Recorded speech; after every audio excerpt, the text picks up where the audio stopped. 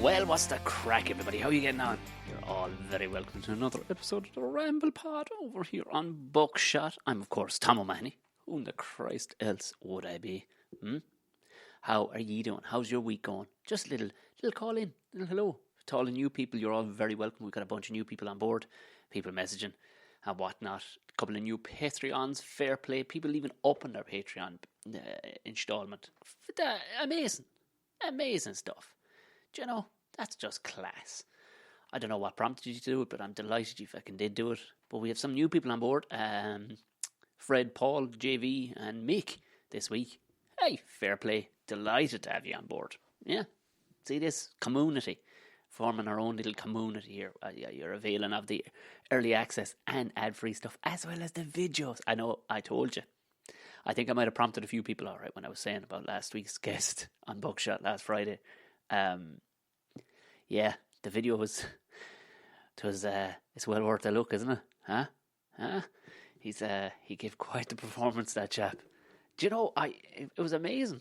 I didn't think it's one of the most vocal things. Normally people are like, yeah, I love the podcast, yeah, love the episode, or might chime in on one or two bits, but this guy, I've never seen somebody draw so much chat. Or the people who I know for a fact don't even listen to my podcast, just people commenting when I put up that little clip about him claiming that you should see the bend in the world and stuff like that. Like, but like, unbelievable. I can only imagine what fucking Gordo gets. Like I said, normally have comedians and performers and stuff like that on, but Jesus, when you have somebody like that on, just divides opinion.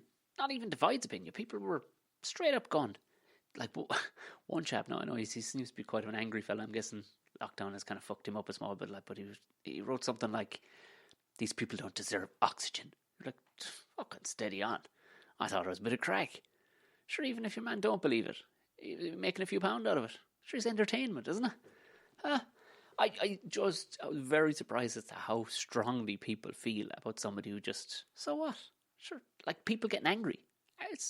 Sure, if he thinks it's flat, more power to him. Wouldn't it be a very boring place if we all thought the same fucking thing? Sure, it's like getting angry at somebody over, any belief system, the team they support or whatever. Sure, man was just, I don't know. It was very interesting to see how fucking angry people got. Yeah, just shouting at the computer screens. Fucking steady on. I was, to be fair, the keen-eyed people had spotted a few times, like where I just had to bite my lip, just go on.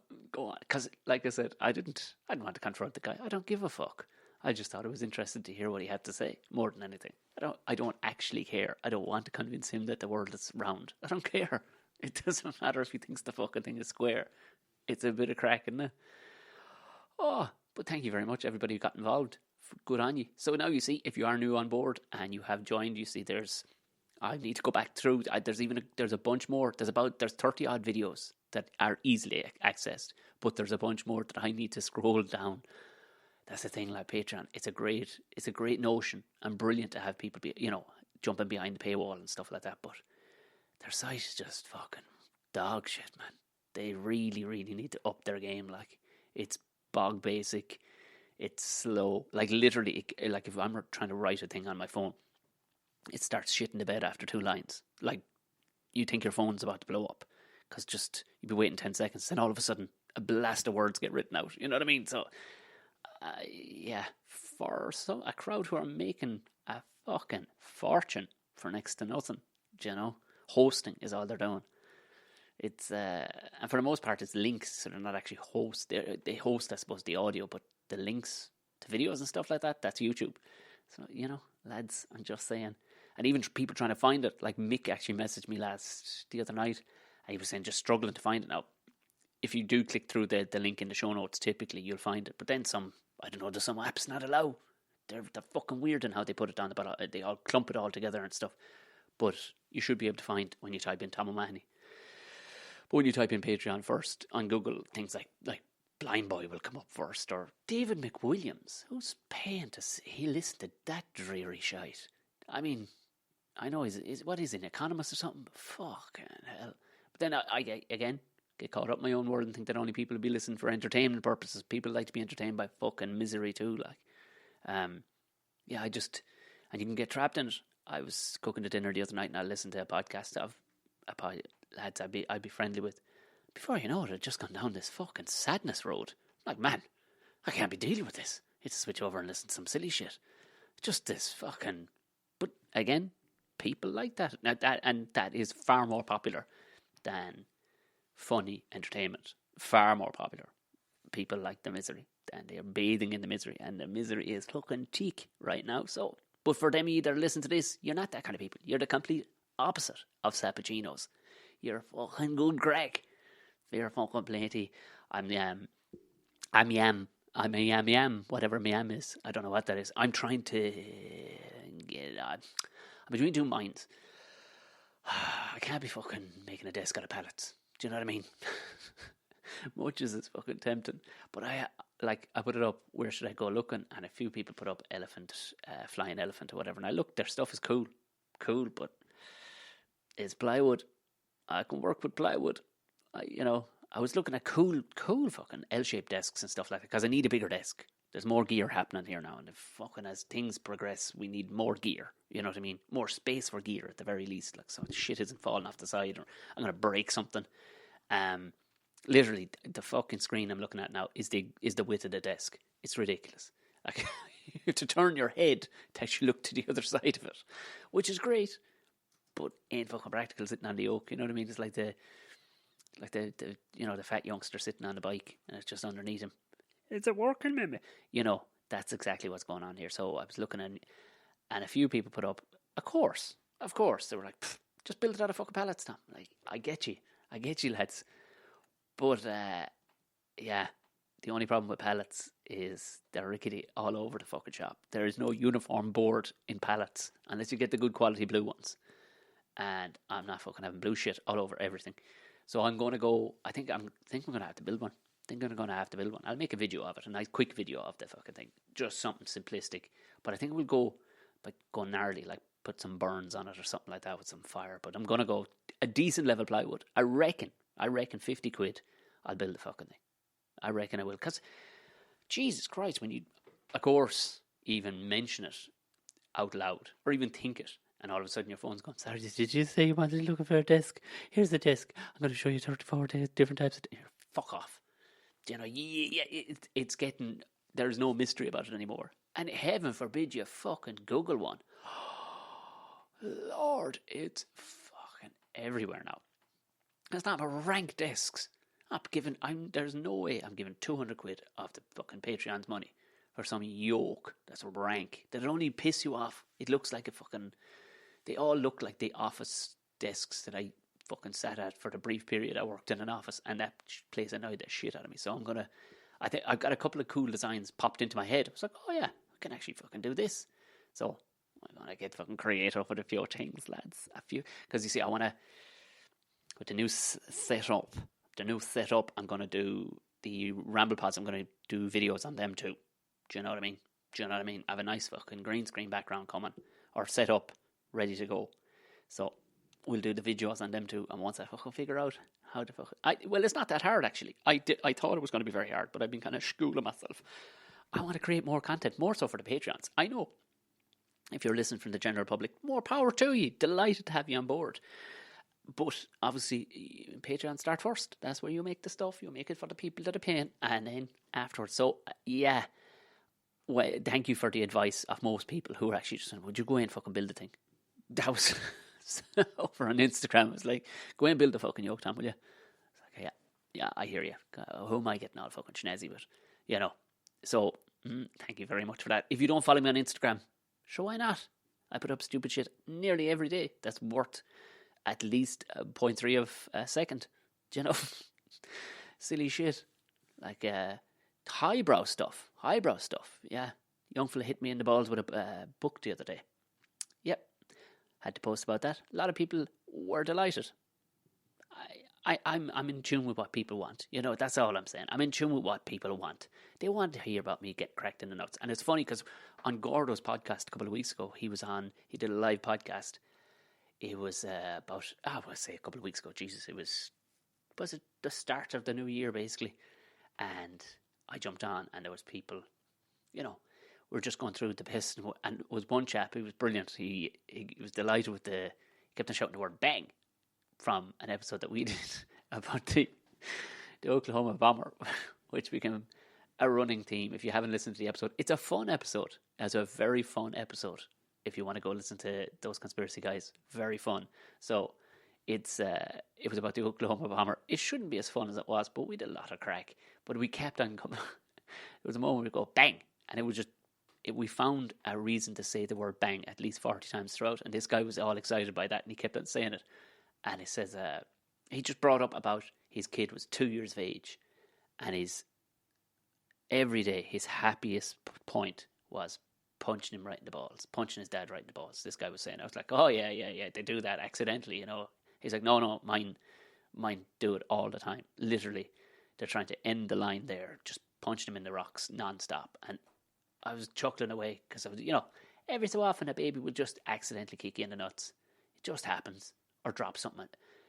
I think he's getting to the point where he realizes it's very fucking funny to watch me crease over, because he could have hit me at any other point with that book, the old Hungry Caterpillar. Big old book too, you know what I mean? Big old book. Doesn't have to be a big book.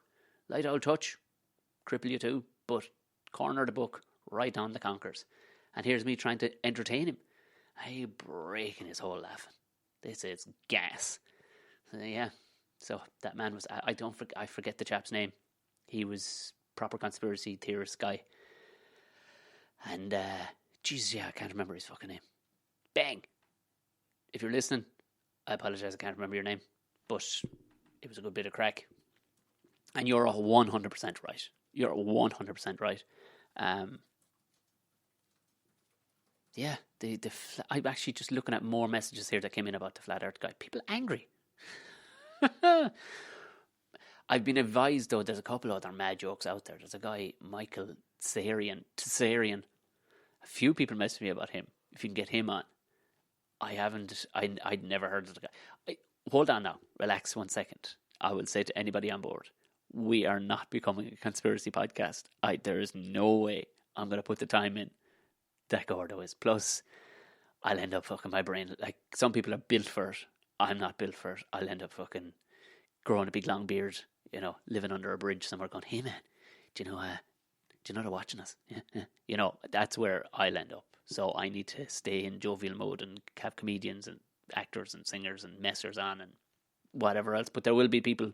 But when I looked into it, he's all about fucking angels and tarot cards and some the occult and shit like that. So why not? Yeah, if I can get in contact. He's a tricky enough fella to actually nail down. His podcasts aren't actually in, you know, the usual forum. I think you got to sign up and all the rest of it. So we'll see. We'll see. I mean, might go after Jim Core just for the crack. But then you see, a lot of people wouldn't be involved. They're absolutely fearful of coming near a comedian's podcast because there's comedy written all over it.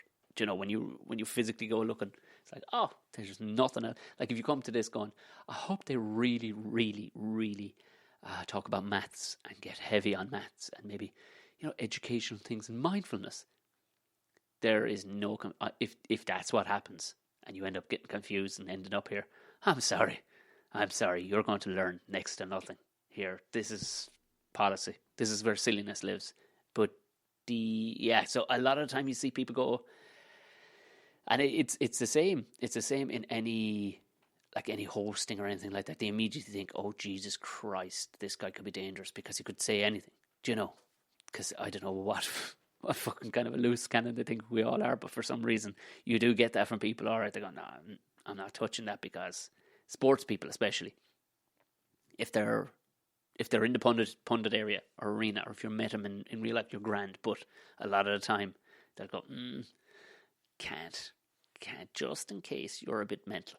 I can't really put my brand near that. And that's fair enough. It's fair enough. Yeah, I did news talk the other day. I was on there for the first time in a good long while. Mother of Jesus, the hoo-ha that there is to try. I was on with Bill Hughes. Kieran Cuddihy was the final furlong on a Friday evening or whatever. But Kieran Cuddihy, he hosts it now. Used to be, what was his fucking name? God of Ivan Yates. I used to have a good old crack with Ivan Yates, just taking the piss out of him and stuff. But I was on with Bill Hughes from, I think it's Mind the Gap Films. Rob Steer's wife, Anne Heffernan. Rob Steer's friend of the show, artist. Go check him out. His illustrations are hilarious and lovely. Irish illustrator with lots of funny stuff. So if you want to get a custom made card for somebody or custom made picture, he did an amazing one for us with the young fella sitting on a Game of Thrones chair as a baby. The dog is even involved in everything. But his wife Anne, shout out to Anne Heffernan, who she works with Bill. They actually did. I don't think Bill would know. He wouldn't know. He wouldn't know anyway. But they were producing. Is it Mind the Gap Films? Yeah, they were producing the. I actually ended up writing a bit about this. It was such a terrible gig. They used to produce. What was it fucking called? Cutting Edge with Brendan O'Connor. They do the world of stuff with Delamere and stuff like that. They didn't make great stuff, but they had Brendan O'Connor on, and I was doing the warm up for it. And Anne is so nice. Like she's like, so you good man Tom, you're over there, and the stage manager would tell you the crack. And literally, I've talked about this before about what a horror show it was like, because they've all come to see Brendan like, and he's just after coming out, and he's like, how's it going? And there are all these old ones who just love misery, and the subjects were horrific that night. To be horrific, it was fucking assisted suicide and something else horrendous. And he said this to the audience just before I'm to walk out into this brightly lit, huge open soundstage / fucking studio. And all the guests are all up there just checking their notes and stuff, 20 feet behind me. And you're just sitting in front of this studio audience of about 80 or 90 people. And they're all sitting there waiting for the misery. And you're like, what you gives it all this, And then the stage manager's like, so can you do 5 minutes? I'm like, 5 minutes? Yeah, I can. Yeah, okay, I haven't done 5 minutes before, but I'll box together a nice little package for you. 5 minutes, this is what was said before, and come out and do like 5 minutes, 2 sets of 5 minutes. And your man, whatever way the timing was running, your man turns around, because I'm not a one-liner comedian. You don't, trying to equate what and trim bits off to make a good 5 minute little pocket for what's going on. I was early too in my career, like, and you don't really know what to do, so you're going, I can kind of squeeze together a few bits and see can we end up with in around the 5 minute mark. But he was like, no, it has to be. So fair enough. And just I'm ready to have my 5 minutes. I went, yeah, I have this 5 minutes. I'm going to walk out. Just after hearing Brendan O'Connor tell him all the horror that's about to go on that fucking week, or that on the show. And he's like, there's a comedian coming out first. They're all like, what the fuck? Don't want to see a fucking comedian. And your man turns around to me with the head mic. He's like, and he goes out first, and he's got all these old lines. You know, they're old stock lines he's been using for years on audiences to try and G them up a bit, like, and they're loving it. But they're all hacky on muck, like, stuff you would totally would do, because you're going, I'm not writing new stuff for these. This will do him. And then he goes, and he steps off. He says, could you do about 3 minutes 25 what? Seconds? Like, what? You want me to do 3 minutes 25 seconds? How the fuck do you think I'm going to do that? He goes, well, just end. And I go out, and it was 3 minutes 25 seconds, which then I see him kind of rolling it together, like, keep going, because I'm looking down at the watch going, I don't know am I going to get paid? What the fuck? And they, like, to say that they hated the sight of me was a fucking understatement. Oh my God.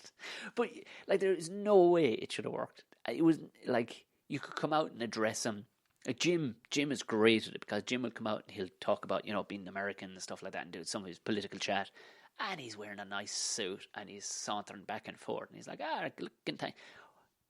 Whereas I'm coming out, fucking comedy club mode, where everybody's fucking lit and they were ready to rock and the engine's going hot, like, and it's just not, it is not conducive at all. Sometimes you just find a place where you're not meant to be, and that was exactly one. I was like, fucking dying, and the foul looks I was getting, because I had the neck to show up there and try and make them happy. Like I said earlier on in the show here, the people that come to this are people who enjoy a bit of crack and try to stay positive, but there are the Sabachinos among us that just love misery, and they get angry if you try and put happiness their way. They're like, fuck off. But they pretend to be angry by being angry about things that are angry, and they wish apparently that they could be happy. They don't wish it at all. They want to be miserable.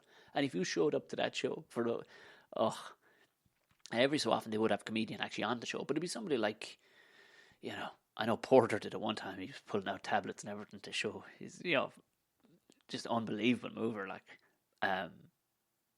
But they'd have like that Neil Delamere on, but you know, he would be very highbrow stuff, you know. But I had no fucking business being there. And you might rolling it and ended up being like 4.5 minutes. I think I had to go on again and do another. But there was this look that I got from Anne. It was like, thanks, Tom. In a very professional, lovely way. But in other words, it was kind of saying, fucking won't see you here again. But there was a relief in that. There was actually, I took comfort in knowing that I would never be asked to do that again, because I would never have to find a way of turning it down. Do you know what I mean? It was, and there we learn another time that sometimes stand-up comedy just won't work. You can hammer at it and it ain't gonna fucking work.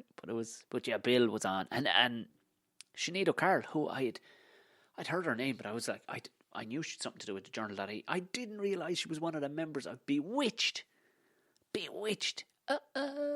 Yeah, she was on it. So she was actually very talky and very like somebody who'd been, you know, is in that world a lot. But like there was no mention of denim. There was no mention of you fight like me dad. Nothing. You know, they say don't meet your heroes, and what can I say? What do you expect? You're hardly expecting that now, Tom, were you? Well, I kind of fucking was. But no, there was no underpinning of chat about fucking girl bands from the 90s or anything like that. I don't know what other songs they had other than what was that? Hey. I'm getting advice here from Blame It on the Weatherman. Was that not the chorus? No, that was Bewitched, was it? Right, there we have it. Blame It on the Weatherman. I'm pretty sure that isn't their song either. At some stage, they, you know, Louis Walsh, was it Louis Walsh had them? Probably did. Made a fortune back in the day, you know.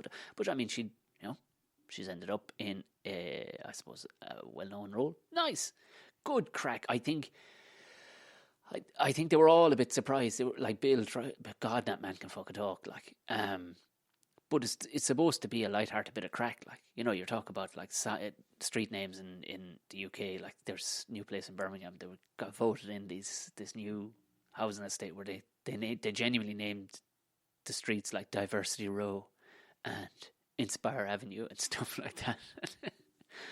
And the Tories are going mad, saying it should be only named after people who won the George's Cross or whatever. It's like, what are you fucking talking about? And I think the three, including the hosts, were very serious, and they were going, this is rubbish out of them, you know. And maybe it should be named after our frontline heroes and everything. And then it comes around to me, and I'm like, well, I'm hardly going to say any of that. And I had found a bunch of silly names from the UK anyway. It's a town. There's a town called Sheepshed in Berkshire. Yeah. And they have, what was it? It wasn't Butt Plug. Oh, it was something like Butt Plug Row or something like that. It genuinely was. And there was a bunch of other. Maybe it wasn't Butt Plug. Maybe it wasn't Butt Plug Row. What was it? Butthole Road. Yeah. And like a rake of them. And that was my argument. It was like, where are you getting pissy with fucking these names? Like, scream, you know. I mean, they're shite names. They all sound like shit boy bands from the 90s. Like, but at the same time, don't be getting pissy over Inspire Avenue when you've got a place called Ting Tang Tang or something. There's a load of like Dick Place in Edinburgh. Yeah, Dick Place in Edinburgh. And that was the thing. They realised when I was coming out with this stuff, but you could hear shock, like going, what is he doing? Why isn't he talking? It's like, because he didn't bring a fucking comedian on to learn anything. It was good crack, albeit it's a bit tougher when you're not in the room with people at all and it's going live. You know, like, well, pre-record, all right, like, but it was grand. Game stuff, apparently, I haven't a fucking clue what's going on, but it's everywhere. I'm guessing a bunch of people took money as a result of something to do with investing in GameStop. I don't know. What's a GameStop? They sell second-hand fucking games, is it? Or they sell new games? I don't know. Anyway, turns out they've taken a load of money off rich cunts. Great. I hope that continues. Brilliant. Now, I'm going to get out of your way. I just wanted to call in and say hello to you. Didn't even have the tea. Lads. Just wanted to stick my head in the window, say hello to you. Couple of good news. Now, this is the kind of stuff that brightens. Wait, actually, yeah. Did you know? I know I don't, profess to teach anything on this. South Carolina's state dance is called the shag. Yeah, it actually is. 2-person jig, which draws inspiration from swing. By God. And Oregon houses the largest living organism. A gigantic, mostly subterranean honey mushroom. It's nearly 2,500 acres, one mushroom, and weighs up to 30,000 tons. By Jesus Christ. Oklahoma holds the unusual honour of hosting the world's only cow chip throwing tournament. Cow chip?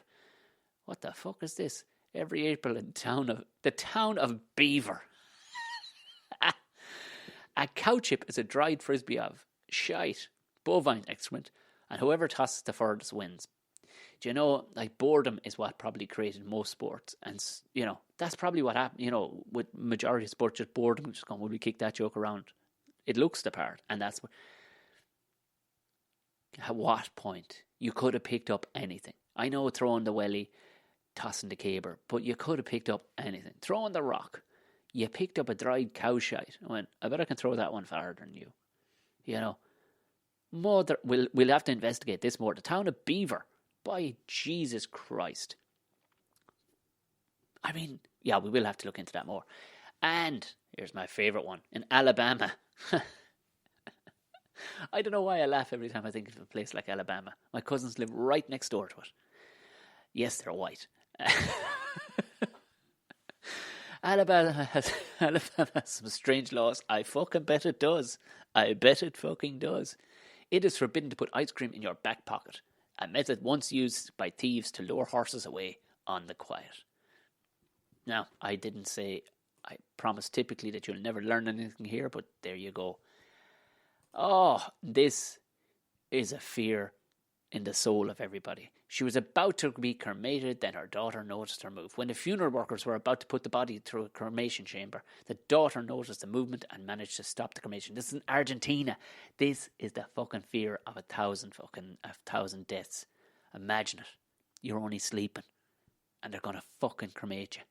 Seconds before the cremation ceremony began, a private hospital located in Rescindia in Argentina, a daughter of a woman noticed she was fucking moving. She was 89. She had just gone to sleep, the poor old bitch, and the doctor had given a fucking death certificate to the mother or to the daughter, going, she's fucking brown bread, time to cook her. Yeah, she'd total fucking recovery. She went and nobody got in fucking trouble over it. There, a bit of an investigation to malpractice now, in fairness, but yeah, she returned to hospital for a bit of treatment, and now she's grand again. Huh? Imagine that. You're inside in the coffin going, I'm only fucking sleeping. Oh, Jesus Christ, lads.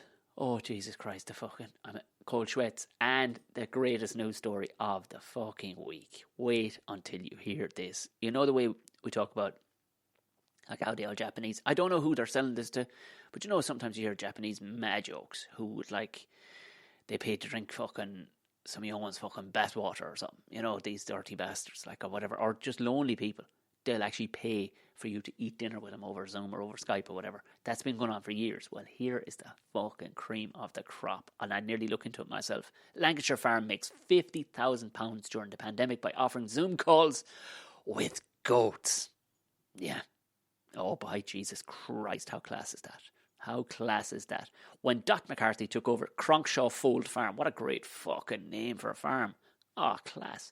She diversified the farm into a sustainable business, including educational trips, weddings and accommodation. But the lockdown fucked all that up. She had the genius idea of asking animal lovers to dial in for a one-way chat. Legend. How do you even put that behind a paywall? Do you know? What are you offering? What? I need to see the ad. That's the thing. I need to see the ad. Limited attention span, or Sassy Simone, who will bring his perfect pout to the meeting. For £5, people can book a video call with any of the farm's 11 goats and money spinning. That's still bombarded with bookings. And have a goat added to the business conference calls. I put it on the website. And oh, Jesus. And when I woke up, I had loads of missed calls. Now, I need to see more of this. Is there a video of it? There's no fucking video of it. Oh, Elizabeth's description is slightly more dignified. Elizabeth always keeps it classy. Right, she's one of the goats. Fair enough. The mother of twin boys born in late May, Elizabeth is glowing with good health. She shares a pen with her. She shares a pen like I thought it was like a fucking biro. She shares a pen with her evil twin, who's not to be named. As said, evil twin jumped into the farm boundary and fence and neighbouring kitchen gardens and devoured all the cauliflower. See, this is the top quality content we need. We need this. What a fucking legend. 50k she's after making from fucking goats on Zoom. That's, fucking brilliant. Brilliant. Jesus, that makes me happy. Fantastic. Once again, thank you very much to all new patrons and the current patrons and the long-standing patrons. My fucking hat is tipped. Thank you very, very much. You're fucking mighty. I have, of course, another guest coming up this Friday. The video of said guest will be out tomorrow. It'll be actually up on the Patreon page tomorrow. It's ready to rock. It's actually scheduled. No, I'm way ahead of myself, lads. This is great. It'll be up there tomorrow, and the ad-free audio version will be out for you on Thursday. For all the usual folks, you'll get it on the Friday. If you want to see the video, you know what to do. Jump over, become a Patreon. Look down in the show notes below. You'll see it. Click through. Have a goo. Have an old goo. Pop out again after a month if you're not interested. But I think it's $3 hairs is the minimum to get you in the gate. Anybody who wants to give more than that, you're fucking class. God bless you. Fair fucking play to you. Now, I think I do have a couple of gigs this week. I do have I might be actually nearly sold out, the one over on the 13th for the Laughter Lounge. If it's not, should be a right bit of crack. We've got Mattress Mick and some more mental shit involved, as well as a bunch of stand-up. It should be a good crack. There's a few old fucking murmurings of a few more gigs online, but should be a bit of fucking crack. I'll keep up to date as I know more about them. Follow me on all the usual platforms. You know yourself, Tom O'Mahony Comedy. You will find it pretty much everywhere. If you need a long form you want to send to me for the old chatters, why not? Cool. Send it to buckshotpodcast@gmail.com. Other than that, if you are listening to Apple Podcasts, give it the 5 stars, and a nice little review would be lovely. And why not take a screenshot, send it to me on Instagram.